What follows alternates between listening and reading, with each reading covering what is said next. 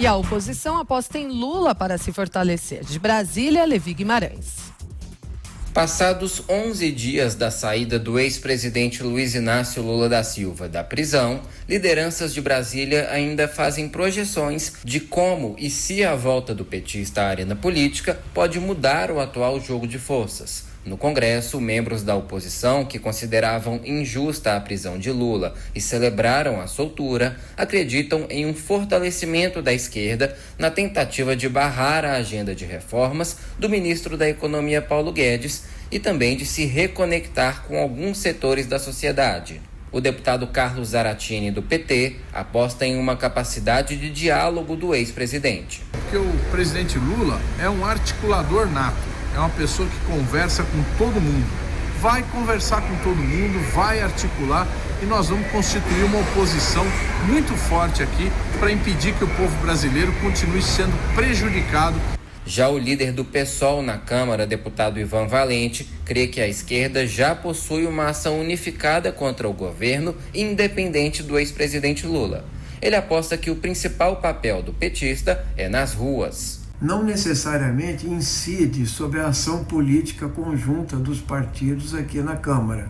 Ela incidirá mais propriamente na sociedade civil. Isso significa que a oposição pode ter uma pressão mais forte politicamente. Porém, parlamentares de diferentes partidos chamam atenção para que a esquerda saiba ter uma pauta propositiva e que não se prenda ao lulismo e à polarização entre ele e o presidente Jair Bolsonaro. O líder do PSB na Câmara, deputado Tadeu Alencar, considera natural que Lula retome a militância, mas para ele, a oposição deve evitar que os ânimos se acirrem ainda mais. Temos que apostar na pacificação do país. O governo Bolsonaro já gera muita instabilidade e nós deveremos contribuir, temos feito isso, para que o Brasil viva momentos de maior tranquilidade. Desde a semana passada, Lula iniciou uma série de viagens pelo país, a começar pelo Nordeste.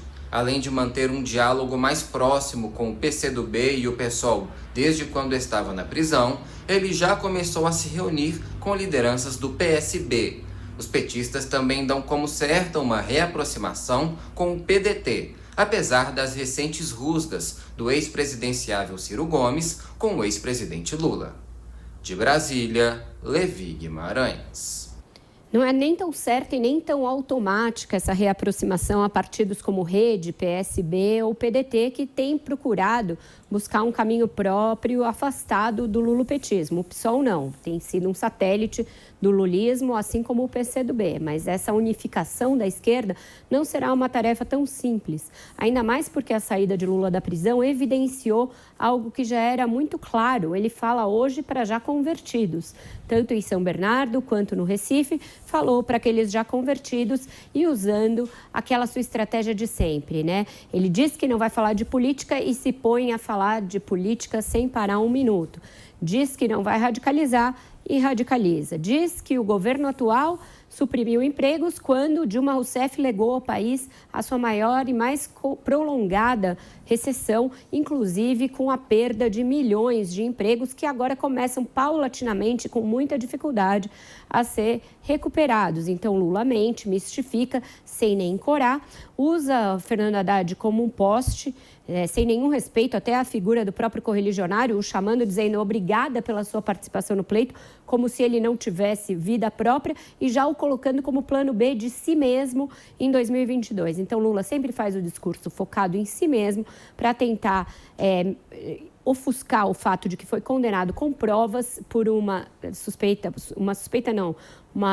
comprovação de que praticou corrupção e não como um preso político, como ele tenta se colocar. Aliás, Vera, o Haddad já foi o plano B na eleição passada, né? Exato. Até ali os 45 minutos do segundo tempo, Lula manteve a campanha e só depois, enfim, premido pela realidade, é que optou pela solução Fernando Haddad. Agora, o discurso do Lula está sempre recheado dessas contradições. Ele diz que não vai falar sobre política. Eu estava muito curioso para saber sobre o que ele ia falar num evento político. Ia fazer o quê? Análise de música clássica?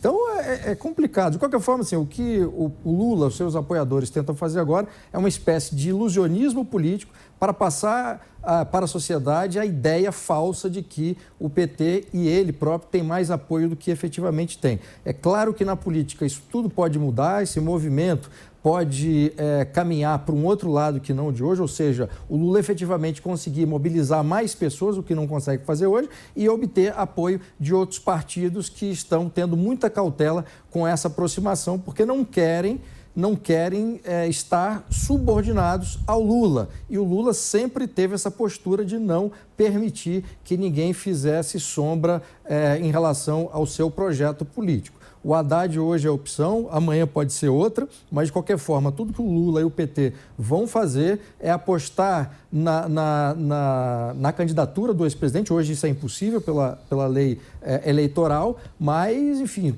como o Supremo tomou algumas decisões e ainda cabe a decisão da suspeição do Sérgio Moro, a situação jurídica do Lula pode mudar e também, eventualmente, ele pode até ser candidato à presidência da República, polarizando aí o cenário político com o Bolsonaro. Mas hoje, neste momento, Lula não consegue mobilizar as massas como conseguia antes, nem ser o grande articulador da esquerda brasileira.